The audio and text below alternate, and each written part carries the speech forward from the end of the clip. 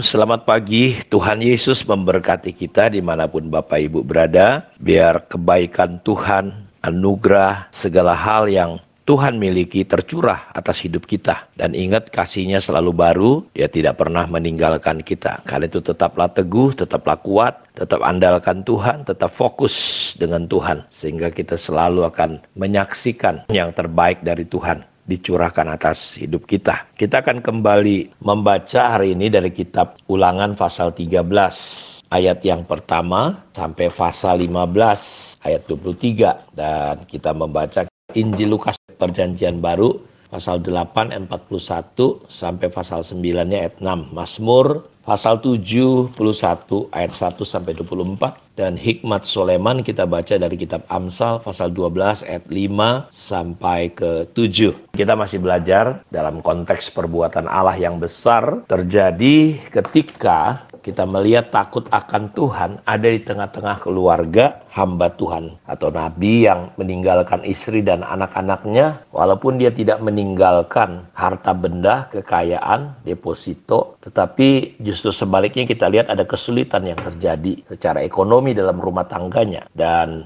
istrinya datang kepada Elisa sebagai nabi yang terkenal sebagai gembalanya, karena nabi ini bekerja atau melayani bersama-sama dengan Elisa. Dan dia berkata, engkau tahu hambamu itu, nabi itu seorang yang takut akan Tuhan. Jadi takut akan Tuhan bukan hanya istrinya yang tahu, tapi Elisa juga tahu. Dan kita sudah belajar bagaimana bahwa takut akan Tuhan itu bicara tentang sebuah sikap hormat, sama dengan kekaguman kepada Tuhan. Dan itu direalisasikan dalam kehidupan si nabi ini. Dari mana saya tahu refleksinya adalah di keluarga. Istrinya jujur ketika ditanya apa-apa yang ada padamu. Ya, dia jujur, dia beritahu situasinya. Yang kedua adalah dia datang kepada Elisa ketika punya masalah. Bahkan kalau saudara tahu, ketika akhirnya wanita itu disuruh meminjam tempat-tempat buli-buli minyak yang banyak dari tetangganya, dia taat dan anaknya juga taat. Jadi kita lihat refleksi takut akan Tuhan itu sungguh-sungguh terjadi. Jadi kita melihat sungguh-sungguh bahwa seperti yang Paulus katakan, kepala daripada laki-laki adalah Kristus, kepala daripada perempuan adalah laki-laki, kepala dari Kristus adalah Bapa. Jadi kita lihat urutannya itu terjadi. Jadi wanita ini dan anaknya merefleksikan, mempresentasikan ajaran Tuhan yang diajarkan oleh nabi ini, khususnya dengan dia diketahui, dinyatakan, dideklarasikan bahwa dia hidup takut akan Tuhan. Dan Mazmur 112, bahkan dalam kitab Mazmur, kita akan menjumpai ada banyak kata takut akan Tuhan. Dan takut akan Tuhan itulah yang akan membawa kehidupan kita mengalami perbuatan-perbuatan Allah yang besar. Misalnya coba kita lihat beberapa ayat dalam kitab Kejadian pasal 26 ayat 24. Lalu pada malam itu Tuhan menampakkan diri kepadanya serta berfirman, akulah Allah ayahmu, Abraham, jangan takut sebab aku menyertai engkau.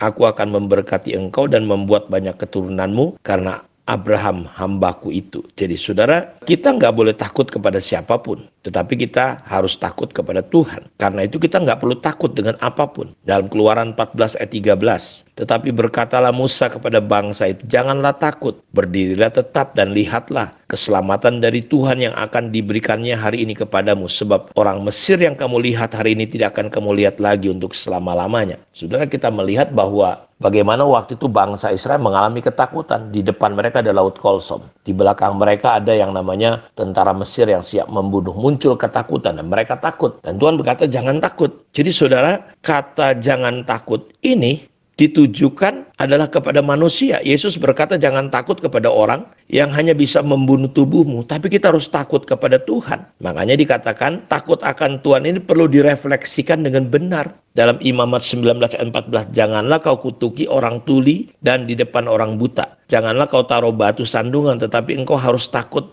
akan Allahmu, akulah Tuhan. Jadi takut akan Tuhan itu perlu direfleksikan, dipresentasikan dalam hidup kita sebagai umat Tuhan, sebagai anak-anak Tuhan. Salah satu contohnya ini, Tuhan bilang, jangan kita mengutuki orang tuli, dan di depan orang buta jangan kita taruh batu sandungan. Jadi kita perlu merefleksikan takut akan Tuhan. Dalam pasal 19 ayat 32, Engkau harus bangun berdiri di hadapan orang ubana, dan engkau harus menaruh hormat kepada orang yang tua, dan engkau harus takut akan Allahmu. Jadi kita lihat, kita nggak boleh hidup sembarangan mencelakakan orang-orang yang cacat. Makanya kalau di Eropa itu namanya orang cacat, yang buta, yang tuli, yang lumpuh, mereka dapat perlakuan khusus. Ya, kamar mandinya khusus, jalannya khusus. Makanya nggak heran mereka diberkati. Walaupun sekarang mungkin mereka tidak lagi hidup takut akan Tuhan karena hidup mereka makmur. Tapi namanya nilai-nilai kekristenan mereka lakukan. Beda dengan kita. Kita negara religius, tapi prakteknya kita sangat tidak takut akan Tuhan. Rumah-rumah ibadah ditutup. Kita bahkan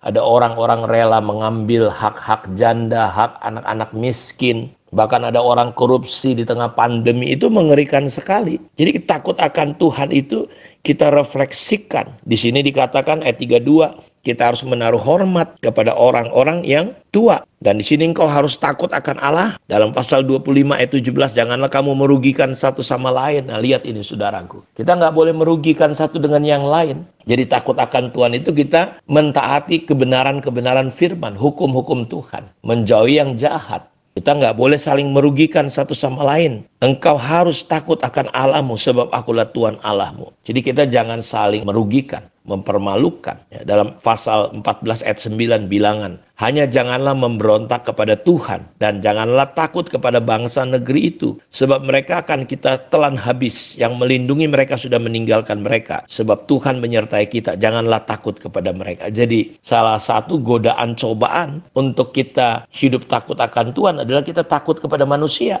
Sehingga akhirnya kita kompromi. Jangan memberontak kepada Tuhan. Dalam pasal 6 Ulangan ayat 2, supaya seumur hidupmu engkau dan anak cucumu takut akan Tuhan Allahmu, dan berpegang pada segala ketetapan dan perintahnya yang kusampaikan kepadamu, dan supaya lanjut umur. Kita lihat dampak efek takut akan Tuhan. Kita perlu ajarin prinsip ini seperti yang diajarkan oleh Nabi yang sudah mati itu kepada keluarganya. Mereka refleksikan, mereka presentasikan betul-betul. Dan yang terjadi adalah supaya lanjut umurmu. Pasal 6-nya ayat 13, engkau harus takut akan Tuhan Allahmu. Kepada Dia harus engkau beribadah, dan demi namanya haruslah engkau bersumpah. Kalau kita kan enggak sekarang, gara-gara corona orang takut. Bahkan akhirnya sekarang orang tidak biasalah ibadah. Orang mengambil kesimpulan sendiri, udah nggak perlu ibadah, cukup dengan online. Nggak salah online kalau memang situasinya.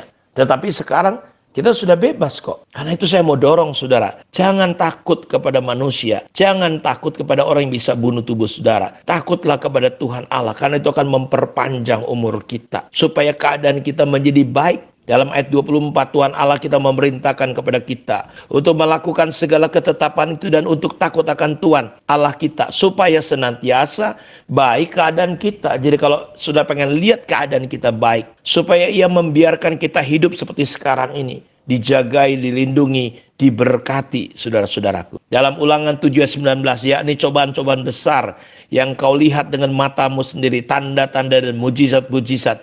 Tangan yang kuat dan lengan yang teracung yang dipakai Tuhan Allahmu untuk membawa engkau keluar. Demikian juga akan dilakukan Tuhan Allahmu terhadap segala bangsa yang engkau takuti. Kita lihat bagaimana ada pembelaan, penjagaan Tuhan yang luar biasa. Ketika kita hidup takut akan Tuhan, kita akan menuruti perintahnya. Keadaan kita akan baik. Dikatakan ketika kita beribadah, karena kita takut akan Tuhan, kita akan beribadah. Kita akan sungguh-sungguh mencari Dia, beribadah dengan segenap hati, segenap jiwa. Sehingga kita akan lihat dalam perjalanan kita, campur tangan Tuhan seperti yang terjadi di dalam keluarga Nabi yang meninggal itu. Bahkan dalam Ulangan 11 ayat 25, tidak akan ada yang dapat bertahan menghadapi kamu. Tuhan Allahmu akan membuat seluruh negeri yang kau injak menjadi gemetar dan takut kepadamu seperti yang dijanjikan Tuhan kepadamu. Kita lihat ada wibawa Kristus begitu luar biasa, Bapak Ibu. Saya berdoa biarlah prinsip ini kita praktekkan sungguh-sungguh sehingga baiklah keadaan kita, panjanglah umur kita, diberkatilah hidup saudara. Kita akan berdoa. Bapa, terima kasih untuk kemurahan dan anugerah-Mu yang luar biasa. Terima kasih Tuhan, biarlah roh takut akan Tuhan mengalir dan kami praktekkan, kami refleksikan dalam kehidupan kami. Terpujilah Engkau Bapa.